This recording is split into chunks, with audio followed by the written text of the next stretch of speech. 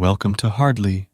Each book is distilled into 3 stories, giving you the key ideas in minutes. Today, we study together Jeff Nelson's book, Hacking the Startup Paradox: 20 Strategies to Build a Business from Scratch, in which we probe into building a product with no technical expertise or funding, creating customer demand before developing a product, securing team talent without financial resources. Jeff Nelson, the relatable CTO, is a visionary entrepreneur, technical architect, and software expert revolutionizing the tech industry. Don't go away. Hurdley the editor will be right back with the story. Today, we dive into 3 compelling stories from the book that showcase how entrepreneurs solve seemingly impossible problems. We'll follow their journeys as they overcome obstacles like building a product without technical expertise, generating demand for something that doesn't exist yet, and assembling a talented team without financial backing. Each story is rich in its detail and offers powerful takeaways. In one particularly memorable story, a first-time entrepreneur named Jake had a groundbreaking idea for a fitness app. The only problem? He wasn't a developer and had no idea how to bring his vision to life. Like many founders, Jake knew his idea had potential, but he felt paralyzed by his lack of technical skills. Instead of giving up, Jake decided to take advantage of no-code platforms. Using a mix of tools like Glide and Atalo, he built a fully functioning prototype in under a month. The app wasn't perfect, but it was enough to start gathering feedback. By focusing on automating as much as possible, Jake managed to get his app up and running without writing a single line of code. He turned to user-friendly tools that simplified back-end automation and connected various elements of the app seamlessly. The book captures his resourcefulness with this line: "I wasn't a developer, but I was still able to build a product that looked professional and solved a real problem for users." Jake's story teaches us that the barrier to building a product isn't as high as it used to be. With the rise of no-code platforms and automation tools, even non-technical founders can create functional prototypes that demonstrate value. For those who lack the resources to hire a team of engineers, this method offers a tangible solution to get the ball rolling and make progress fast.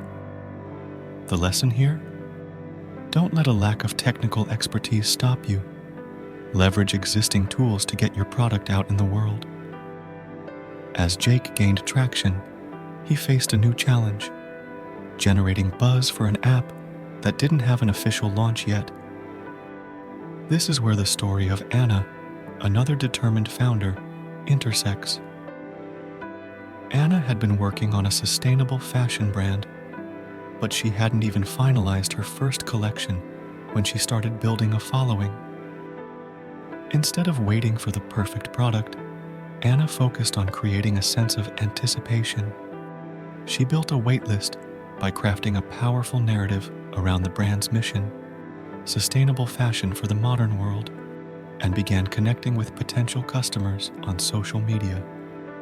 By the time her product was ready, she had over 5,000 people eagerly waiting to purchase. Anna's story underscores the importance of building demand before the product is fully developed. She used pre-orders and a carefully designed waitlist strategy to lock in early buyers and validate her idea. As she said in the book, "I realized I didn't need to have everything perfect. I needed to show people that I was creating something they wanted, and the demand would follow."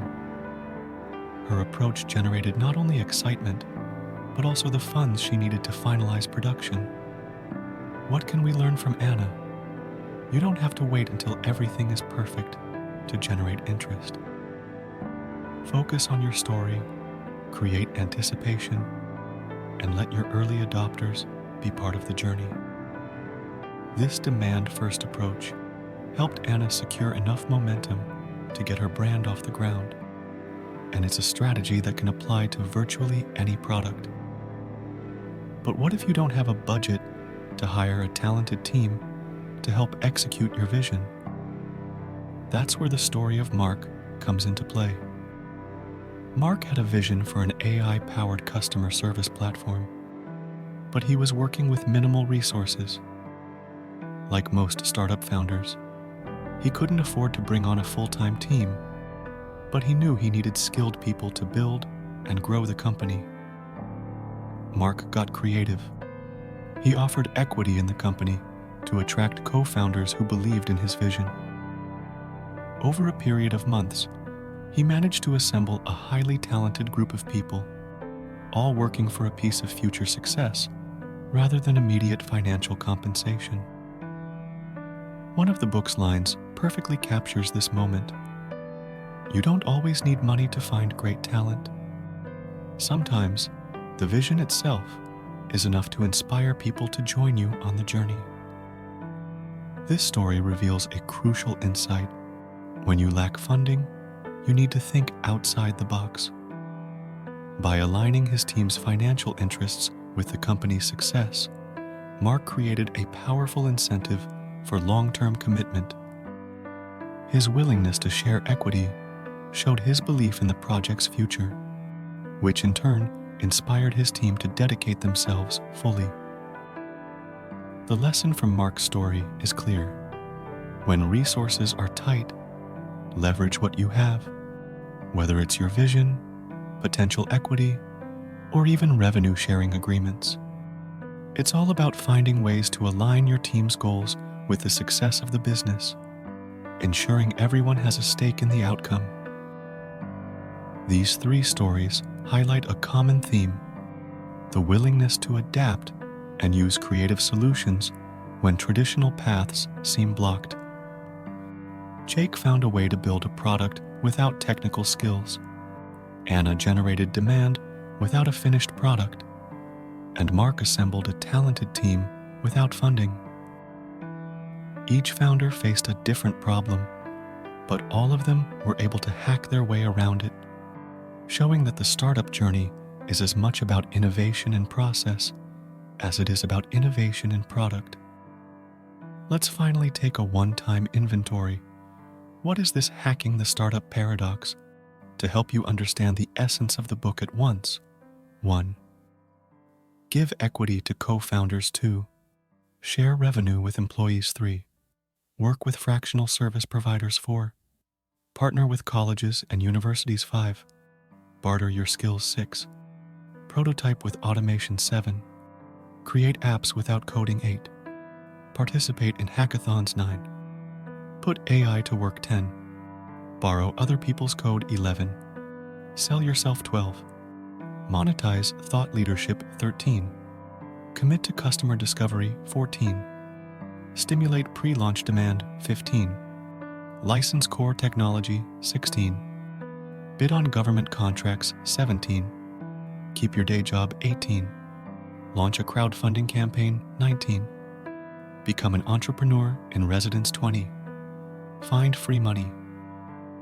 As the editor of Herdly, I believe that through learning these creative solutions, we can rethink how to approach problems that seem impossible to solve and see limitations as opportunities for innovation. Each story comes from the most representative, real-life cases selected by the Herdly team from this book. There are 17 more unique and worth-reading stories awaiting you.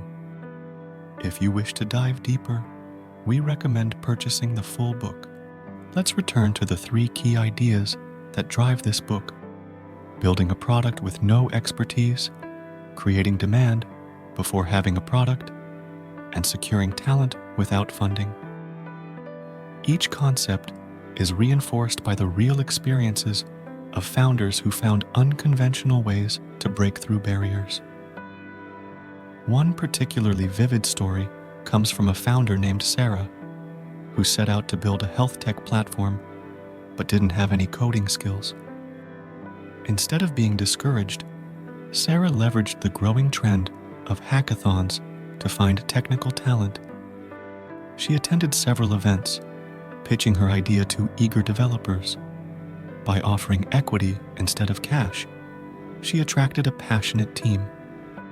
Over one weekend, they created a functional prototype that was good enough to present to investors. Sarah recalls in the book, "I didn't have the technical know-how, but I realized I could still be the bridge between the idea and the people who could bring it to life." Her persistence led to funding, and eventually, the full development of her platform. Sarah's story reinforces the idea that talent and resources can be found in unexpected places. By using hackathons as recruitment grounds, she hacked her way into a solution that many founders struggle to achieve, building a team without money. In essence, this book teaches us that limits aren't always barriers. They can be opportunities for creativity and innovation. Each lesson highlights how resourcefulness can overcome the traditional challenges of starting a business.